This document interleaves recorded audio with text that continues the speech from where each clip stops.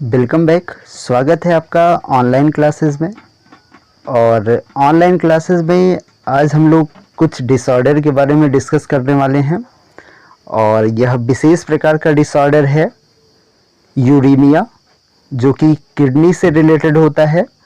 तो आइए देखते हैं यूरेमिया क्या है और ये कैसी समस्या है जो कि किडनी में उत्पन्न होती है और इस समस्या के उपचार के लिए हम क्या कर सकते हैं। तो सबसे पहले हम लोग चलेंगे अपने टॉपिक पे, जो कि टॉपिक है मूत्र रुधिरता। सीधा सा सेंस पता चल रहा है कि मूत्र में रुधिर की मात्रा का उत्पन्न हो जाना या गुर्दे का सही प्रकार से रक्त को न छान पाना ही यूरेमिया कहलाता है। यह एक प्रकार की क्रोनिक किडनी अवस्था है और जो कि अंतिम चरण मानी जाती है। तो यूरेमिया के अध्ययन को हम लोग शुरू करते हैं। रक्त में यूरिया की मात्रा का उपलब्ध होना यूरेमिया कहलाता है और यूरेमिया होने पर किडनी फेल्योर की समस्या आ जाती है, किडनी फेल हो सकती है। समस्या के समाधान के लिए हम लोग को कृत्रिम किडनी या हीमोडायलिसिस कराने की आवश्यकता पड़ती है, यानी कि कृत्रिम किडनी को लगवाने की आवश्यकता पड़ती है। अच्छा, इस रोग में होता क्या है?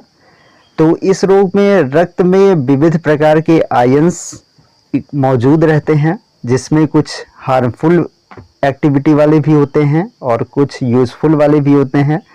तो हार्मफुल पदार्थों को छान न पाना गुर्दे के द्वारा ही यूरेमिया है। तो आइए देखते हैं।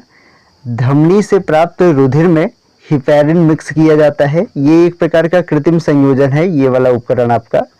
इस कृत्रिम संयोजन में हम लोग क्या करते हैं, इस तरीके का एक उपकरण डेवलप करते हैं जिसमें धमनी से प्राप्त रक्त में हिपैरिन मिक्स किया जाता है और हिपैरिन को मिक्स करके सेलोफेन की झिल्लियाँ लगी होती हैं और सेलोफेन की झिल्लियों से इस रुधिर को गुजारा जाता है। गुजारने के बाद उसमें एंटी हिपैरिन मिलाया जाता है और एंटी हिपैरिन मिला करके जो रक्त है उसे सिरा में प्रवाहित करा दिया जाता है। जो सेलोफेन की ये झिल्लियाँ हैं, ये आपको दिखाई दे रही हैं पैकेट्स के रूप में, ये छनन का कार्य करती हैं, यानी कि ब्लड को छानने का यही काम करेंगी और छान करके जो नाइट्रोजनस सब्सटेंस होंगे उनको मूत्र के द्वारा बाहर निकालने का प्रयास करेंगी। और ये पूरा उपकरण जो है इसे हम लोग हीमोडायलाइजर बोलते हैं।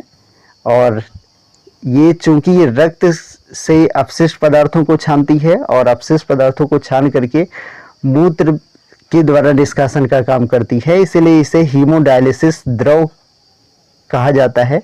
मूत्र के अपशिष्टों को अलग करने की विधि हीमोडायलिसिस द्रव है। अब यह एक प्लाज्मा के समान होती है, परंतु नाइट्रोजन युक्त अपशिष्ट पदार्थ इसमें अनुपस्थित रहते हैं। नाइट्रोजन युक्त अपशिष्ट पदार्थ उपस्थित होंगे तब प्रॉब्लम कर जाएगी और नाइट्रोजन युक्त अपशिष्ट पदार्थों को ही बाहर निकाला जाता है मूत्र के माध्यम से। तो यहाँ जैसा कि मैंने लिख दिया है, यह क्रोनिक किडनी रोग का अंतिम चरण होता है यूरेमिया। सीधा सा मतलब ये है कि गुर्दे का ठीक प्रकार से फिल्टर ना कर पाना ही यूरेमिया कहलाता है। तो ये कुछ आपके विशिष्ट पॉइंट थे। और यूरेमिया बहुत ही भयंकर समस्या है जिसमें पेशाब रुक जाती है और अल्प मूत्रण होता है। तो इस प्रकार की डिजीज़ से सावधान रहने की आवश्यकता है और अधिक से अधिक साफ पानी का यूज़ किया जाना चाहिए।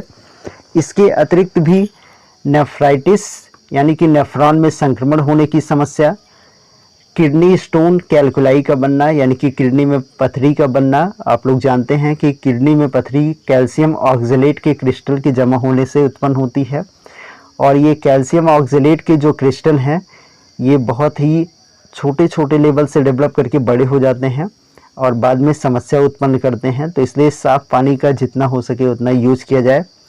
इसी पर ये वीडियो मैं एंड करूँगा। ऐसे ही छोटे छोटे टॉपिक आप सबके लिए लाता रहूँगा और पूरे सिलेबस को कवर करूँगा। तो इसी पर वीडियो समाप्त करता हूँ। Thank you.